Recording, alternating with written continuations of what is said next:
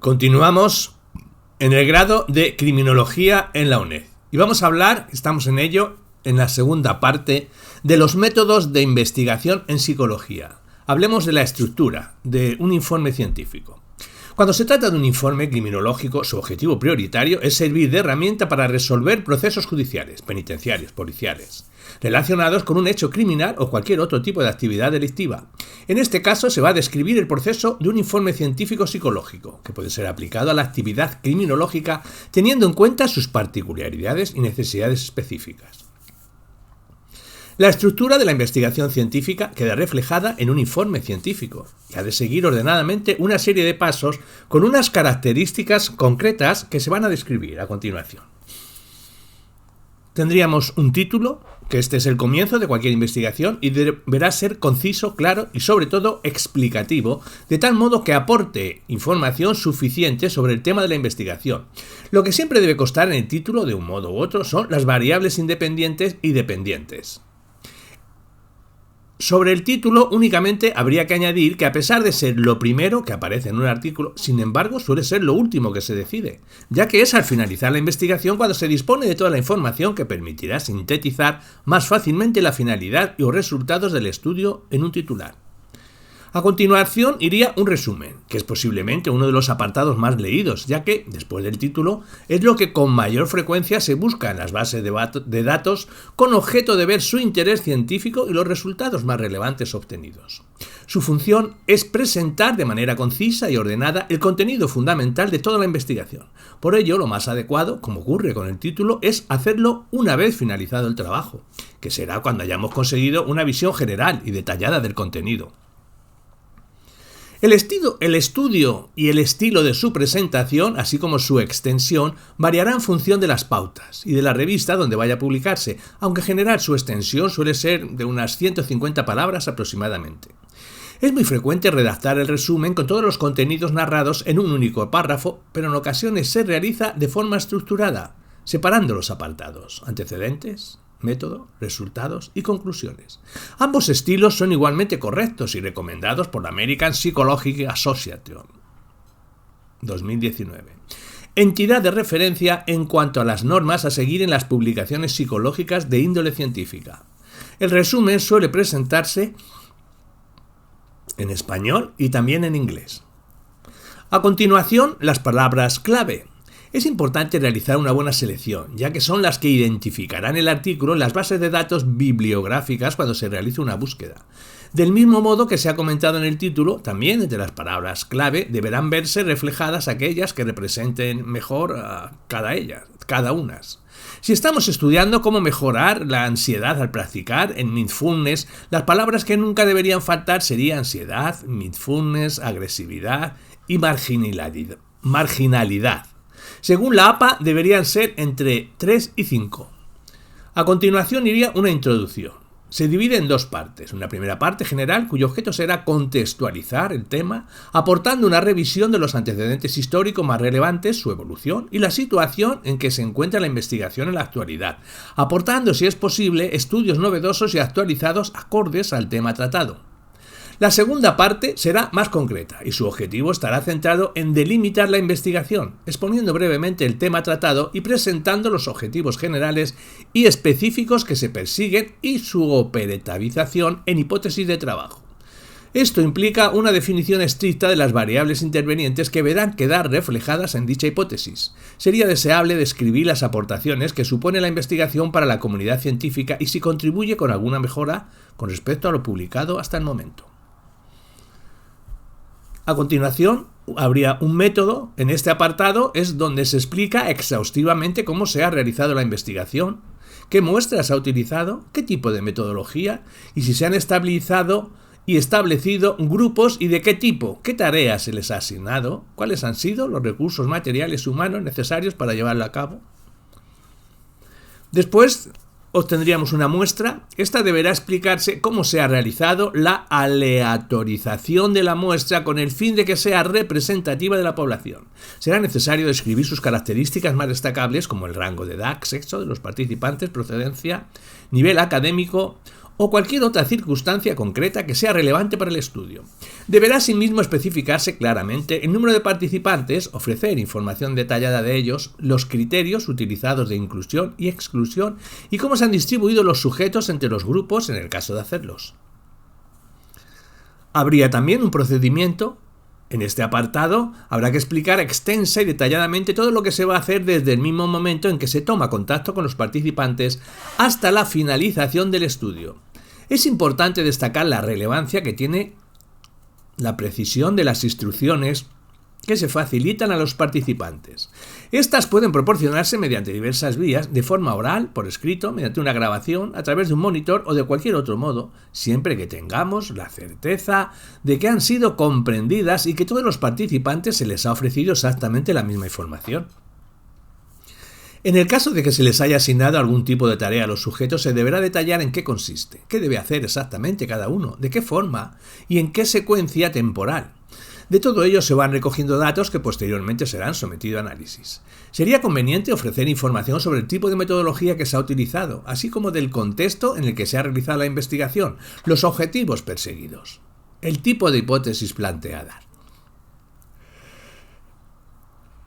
y los procedimientos utilizados para controlar las variables extrañas. En este mismo apartado habrá también que enunciar los objetos de forma de hipótesis de trabajo y exponer claramente cuáles son las variables independientes y dependientes de la investigación. Debemos, sin embargo, tener en cuenta que no todos los problemas pueden ser operativos, es decir, hay algunos que no pueden ser transformados en una hipótesis de trabajo y en estos casos habrá que utilizar, si se puede, otro tipo de método.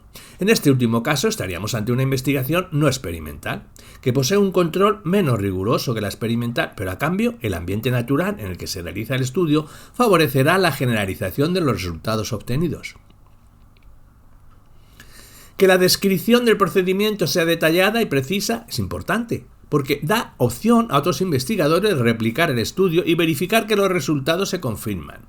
Cualquier experimento debe proporcionar la posibilidad de su replicación. Si por cualquier circunstancia esto no fuera posible, significaría que el estudio no es fiable y en este caso no debería considerarse un estudio científico. Otro apartado sería el de recursos. Para llevar a cabo la investigación dispondremos de una serie de recursos materiales, como aparatos, test, ordenadores, etc., que deberían describirse con el máximo detalle, muy especialmente si son equipamientos complejos, de los que deberá aportarse el modelo exacto y sus características específicas. Es frecuente la utilización de equipos sofisticados en el registro y medición de variables psicofisiológicas. Por ejemplo, este sería el caso si lo que pretendemos es ver cómo influye un estímulo emocional en la actividad cerebral, para lo que necesitaríamos un aparato que registre las ondas cerebrales, es decir, un electroencefalograma. Los recursos humanos también hay que tenerlos en consideración, dado que en muchos casos será ineludible la ayuda de determinados profesionales. Por ejemplo, en el caso que se acaba de comentar, será necesario la intervención de alguien que reúna los conocimientos para poder manipular un electroencefalograma. Deberá conocer además el funcionamiento de la actividad cortical, dónde colocar los electrodos para estudiar la actividad eléctrica cerebral, el tipo de ondas que pueden presentarse y sus distintos parámetros, como la frecuencia, la forma que puede presentar cada tipo de onda, su amplitud y duración, su reactividad ante distintos estímulos, etc. Y lo más importante, cómo interpretar los resultados. Tampoco hay que olvidar que en ocasiones es fundamental la disponibilidad de recursos económicos para tener acceso al anterior, es decir, a determinados materiales e instrumentos y a los profesionales que lo ejecuten. Disponer de todos estos recursos permitirá que el experimento pueda llevarse a término. Otro apartado sería análisis de datos y resultados. Analizar los datos y exponer los resultados de una investigación suele resultar una tarea ardua y compleja debido a que por lo general nos encontramos ante una cantidad ingente de datos que hay que ordenar, estructurar, tratar y comunicar de manera clara y a la vez exhaustiva. Esto implica desglosar cada una de las hipótesis exponiendo las pruebas estadísticas concretas que se han utilizado para cada una de ellas, ofreciendo información sobre si éstas se confirman o se refutan. Se informará también sobre el tipo de contraste estadístico utilizado para comprobar el cumplimiento o no de la hipótesis de trabajo y presentar los resultados obtenidos de la forma más clara posible. Un contraste de hipótesis es un procedimiento que nos permite valorar si un fenómeno determinado que ocurre en una población es compatible con lo analizado en una muestra, y para ello, la inferencia estadística se sirve de una hipótesis de investigación y una hipótesis nula, con el fin de dirimir cuál de ellas queda confirmada. Todo ello teniendo en cuenta la probabilidad ineludible de cometer los errores tipo 1 y tipo 2 que se tratará más adelante y que respectivamente implican interpretar un suceso como falso cuando es verdadero o como verdadero cuando es falso. Se incluirán aquí todas las tablas y gráficos que se hayan elaborado o que se hayan obtenido mediante la utilización de algún programa de tratamiento de datos, como por ejemplo el SPSS, Statistics Package for the Social Science, IBM Core 2017, o el software estadístico gratuito. Luego otro apartado sería la discusión, que esta se trata de comparar toda la base teórica existente hasta el momento sobre la materia con lo acontecido en esta investigación, señalando las principales conclusiones que se derivan del estudio y las posibles aportaciones nuevas, útiles para futuros estudios en el mismo ámbito. Hay que tener en cuenta que los resultados obtenidos, incluso en el caso de confirmar nuestras hipótesis, siempre son interpretables, ya que toda hipótesis es confirmada con una probabilidad. Se trataría de esclarecer y comentar los resultados con respecto a las hipótesis de partida, explicando si existe relación entre las variables, si la muestra es adecuada, si ha habido algún factor extraño que haya podido influir en los resultados, etc. Desde luego hay que destacar las garantías científicas de los resultados del estudio y sus aportaciones a la ciencia, pero también hay que reconocer cualquier limitación que pueda ser mejorable en el futuro. Otro apartado sería las referencias bibliográficas o bibliografía. Esta es la última información que se refleja en cualquier investigación. Se puede optar por hacer constar las referencias bibliográficas, en cuyo caso habría que poner de manifiesto todas las citas incluidas a lo largo del texto. Si optamos por la bibliografía, en este caso habrá que especificar todas las fuentes que se han utilizado para el estudio, tanto lo citado a lo largo del texto como artículos, documentos o libros empleados para su elaboración.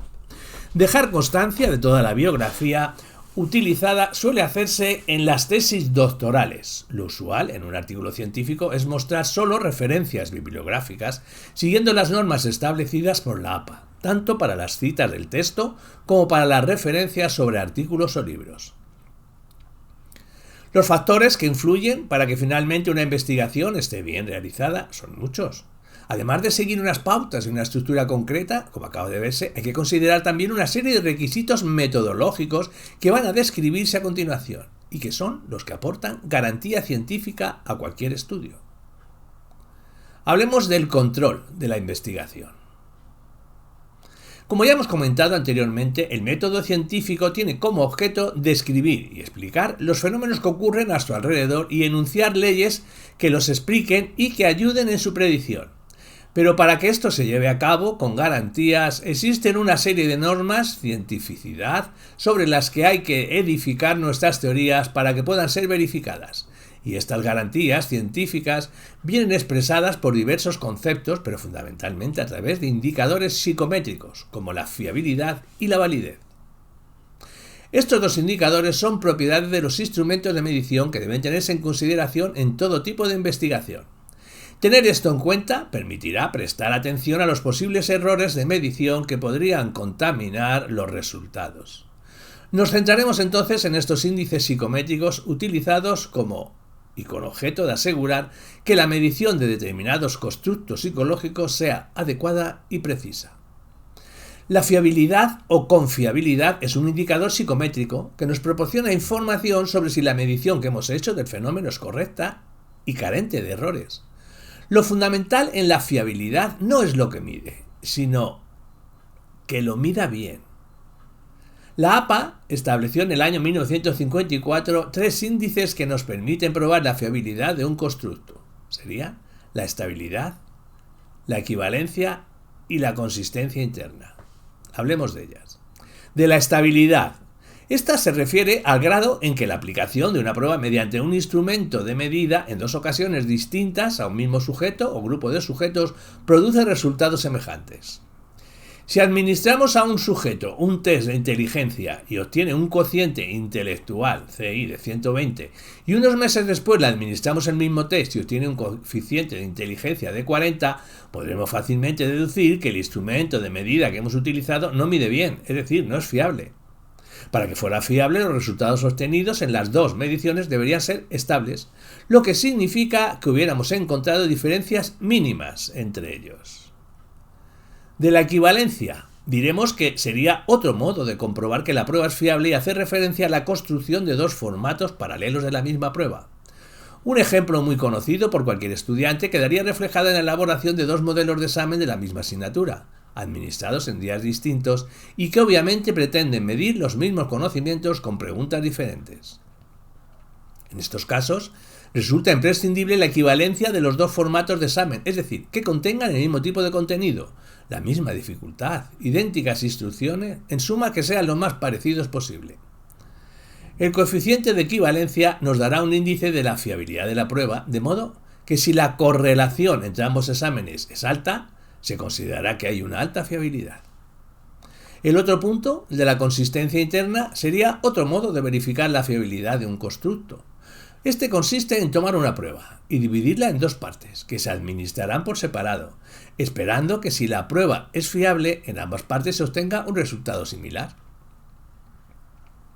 Si un test de inteligencia es fiable, al dividirlo en dos partes y administrárselas al mismo sujeto, éste debería obtener en ambas partes resultados semejantes. El modo de obtener un indicador de la consistencia interna de la prueba es mediante el cálculo de la correlación entre las dos puntuaciones del test. Y por último tendríamos la validez. Esta sería el segundo indicador psicométrico que en este caso nos asegura que estamos midiendo la variable que pretendemos medir. Las conclusiones derivadas de cualquier investigación serán válidas y podremos tenerlas en cuenta en tanto en cuanto el diseño, la muestra, los instrumentos, el procedimiento y el resto de los componentes internos de la investigación sean apropiados. Si administramos un test de inteligencia a un grupo de personas y observamos que aquellas con un nivel académico alto obtienen un alto coeficiente de inteligencia y las que tienen un nivel académico bajo muestran uno bajo, probablemente el test esté midiendo algún otro aspecto distinto a la inteligencia, o lo que es más probable, que el nivel académico esté actuando como una variable extraña, sesgando los resultados. Cuando decimos entonces que un instrumento de medida es válido, lo que queremos indicar es que ese instrumento realmente mide la variable que pretende medir y no otra. En este caso, el test que hemos administrado debería medir la inteligencia de las personas independientemente de su nivel académico, pero no parece ser así, y como consecuencia, este instrumento no nos proporciona garantías de validez para el uso. La validez está conformada por varias dimensiones, sin embargo hay que tener en cuenta que no todas ellas van a ser presentes necesariamente en todas las investigaciones. Solo en las investigaciones experimental podremos ver las distintas formas de validez que vamos a analizar brevemente a continuación, dada su gran importancia, que serían la validez interna, la externa, la de constructo y de conclusión estadística. Hablemos de ellas. De la validez interna. Esta hace referencia al control interno de la investigación. Concretamente, se refiere al grado en el que la conclusión de nuestra investigación sobre la relación causal entre las 6 y la VD es cierta. Dicho de otro modo, nos informa del grado en que la manipulación de la V1 es responsable de los cambios observados en la VD. Por ello, es una medida esencial en los estudios cuantitativos, ya que para garantizar el diseño experimental que siga el principio de causa-efecto. Un ejemplo de alta validez interna sería el efecto del derretimiento del hielo, VD, ante la presencia de una intensa fuente de calor, VI. Con una alta probabilidad, el efecto sobre el hielo será prácticamente en exclusiva debido a la V1, es decir, al foco de calor, ya que las posibles variables extrañas que pudieran influir, por ejemplo, la temperatura ambiente u otros factores, serían fácilmente controlables. Por el contrario, un ejemplo de baja validez interna lo encontramos en el caso de pretender conocer el efecto motivacional que tiene sobre los clientes potenciales, VD, un anuncio publicitario de colonias, VU. Los factores posibles que pueden incidir en esa relación son innumerables: la personalidad, la actitud hacia el producto, la disposición hacia las compras, los gustos particulares, La influencia del entorno, todo ello son variables extrañas de difícil control que pueden alterar el resultado. Hay que tener en cuenta que cualquier variable distinta a la V1 que pueda influir en los resultados disminuirá la validez interna de la investigación. Una alta validez interna garantiza que los instrumentos seleccionados que hayan sido adecuados y que sean correctamente medidas y las variables extrañas controladas. En suma, nos garantiza que el procedimiento sea el adecuado y por tanto las conclusiones a las que lleguemos sean válidas. El otro punto, la validez externa, esta se refiere al grado en el que las conclusiones de una investigación pueden ser generalizables a otros sujetos o a otras poblaciones diferentes. Dicho de otro modo, la muestra seleccionada será representativa de la población de la cual fue extraída cuando puedan hacerse extrapolaciones de lo contenido con ella a la población. Un tipo de validez externa sería la validez ecológica, que hace referencia al grado en el que podemos conseguir en un escenario natural resultados que puedan ser generalizables. Analiza el entorno de la prueba y determina el grado en el que el comportamiento, observando y registrando, refleja lo que en realidad acontece en la situación natural. Por ejemplo, en neuropsicología, la validez ecológica de los test ha cobrado una enorme importancia en el ámbito de la neurohabilitación, cuyo objeto es determinar si los resultados obtenidos en un test neuropsicológico permiten predecir la capacidad funcional para la vida diaria de este sujeto.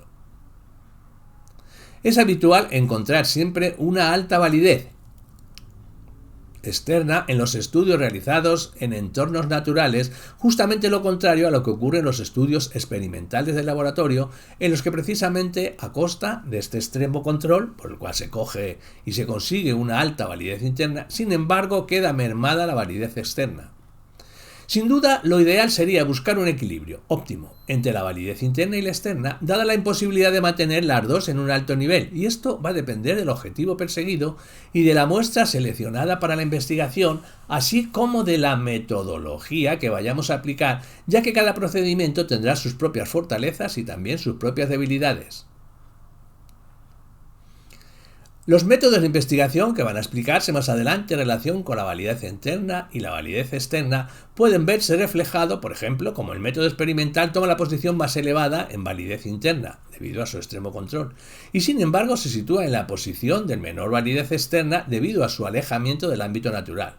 O, por ejemplo, podemos ver también cómo la metodología ex post facto, frecuentemente utilizada en criminología, se ubica en un lugar relativamente bajo en validez interna, mostrando, sin embargo, una alta validez externa como consecuencia de su proximidad a los ámbitos naturales.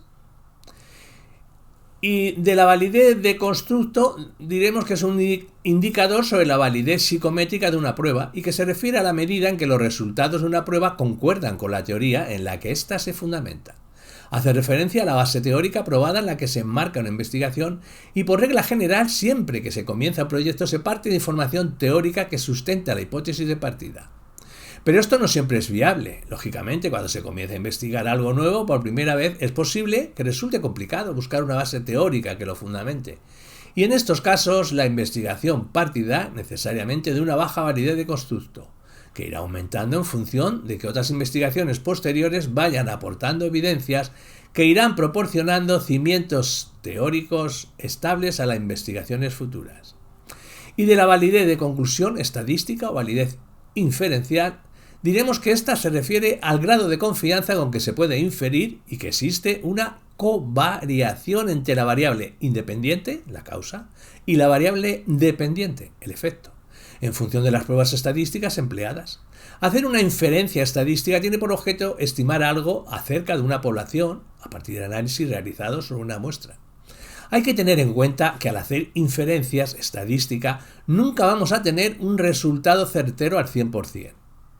Como ya se anticipó anteriormente al explicar los contrastes de hipótesis entre los errores más habituales que pueden cometerse en cualquier investigación, están el error tipo 1 y el error tipo 2. Dado que es imposible eliminar por completo estos errores, al menos es fundamental ser conscientes de las consecuencias que acarrea cada uno al contraste de la hipótesis. A continuación, se va a explicar en qué consisten estos errores y posteriormente, apoyándonos en dos ejemplos diferentes, analizaremos las consecuencias que se derivan de cada uno de ellos. El error tipo 1 se produce cuando concluimos con los datos de la muestra que existe relación entre las variables y en realidad no existe dicha relación en la población. Ocurre cuando la hipótesis nula H0 es cierta y lo rechazamos. Se trata de un falso positivo. Hay que tener en cuenta que los errores de tipo 1 y tipo 2 están inversamente relacionados entre sí, por tanto, si disminuye la probabilidad del error tipo 1, la probabilidad del error tipo 2 aumentará y viceversa. El error tipo 2 se produce cuando concluimos con los datos de la muestra que no existe relación entre las variables, y en realidad sí existe en la población. Ocurre cuando aceptamos la H0, siendo falsa. Se trata de un falso negativo. El modo más eficaz de disminuir el error tipo 2 es asegurarnos de que el tamaño de la muestra sea lo suficientemente grande para detectar una diferencia cuando ésta exista. Mediante dos ejemplos que se van a presentar a continuación, se verán las implicaciones que se derivan de cometer uno u otro error y cuál de ellos tiene consecuencias más graves en nuestra investigación.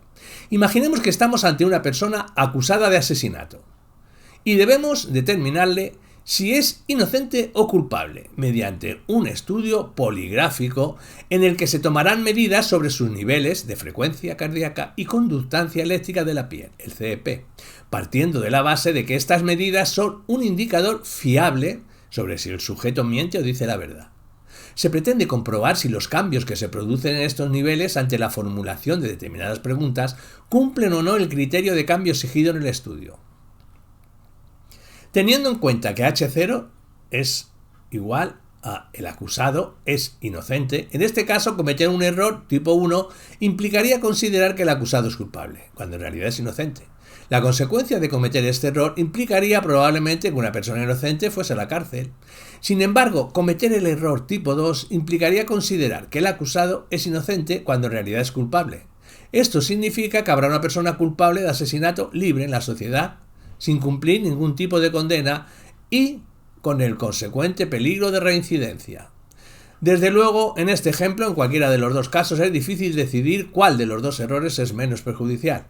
Veamos otro ejemplo. Imaginemos que tenemos que determinar si un paciente tiene o no un trastorno esquizofrénico, paranoide, mediante un estudio clínico que nos permitirá comprobar si cumple o no los criterios para tal diagnóstico, según el Manual Diagnóstico y Estadístico de los Trastornos Mentales. En este caso, cometer un error tipo 1, teniendo en cuenta que H0 es el paciente que está sano, implicaría considerar al paciente enfermo cuando en realidad está sano. Las consecuencias negativas de cometer este tipo de error implicarían para el paciente diversas consecuencias negativas, como el coste emocional de recibir la mala noticia y ser tratado con medicamentos que no necesita y que le acarrearán efectos secundarios que podían haberse evitado. Y por supuesto tampoco podemos olvidarnos de las consecuencias psicológicas que de todo ello podrían derivarse. Cometer el error tipo 2, en este caso, implicaría haber determinado que el paciente no tiene la enfermedad, cuando en realidad sí la tiene. Este error es un falso negativo, que tendría aún peores consecuencias para el paciente, ya que al no detectarle el trastorno no va a ser tratado médicamente, lo que supondría un empeoramiento de la sintomatología y el estado general del paciente. Eliminar estos errores indeseables en su totalidad es imposible. Sin embargo, sí es factible reducir al máximo, conociendo en profundidad todos los factores del estudio para poder controlarlos. La población sobre la que se va a seleccionar la muestra, el tipo de variables con las que vamos a trabajar, si son cuantitativas o cualitativas, si estamos ante una investigación experimental o de otro tipo. Por ejemplo, para disminuir el error tipo 2, conviene aumentar al máximo el tamaño de la muestra y también otro factor a tener en cuenta sería escoger correctamente el tipo de prueba que se va a utilizar. Las pruebas paramétricas son más potentes y por tanto, con su uso se reducirá este error. Sin embargo, estas no son siempre las pruebas idóneas, ya que con ello dependerá del tipo de investigación que estemos haciendo. Y para finalizar, en cuanto a la validez de conclusión estadística, recordemos que la finalidad de los análisis estadísticos es comprobar si las variaciones observadas en la VD están asociadas a la manipulación experimental de la V1 y no al azar, y por ello realizar una selección apropiada de las pruebas estadísticas es fundamental, ya que de ello depende obtener unos resultados válidos o no.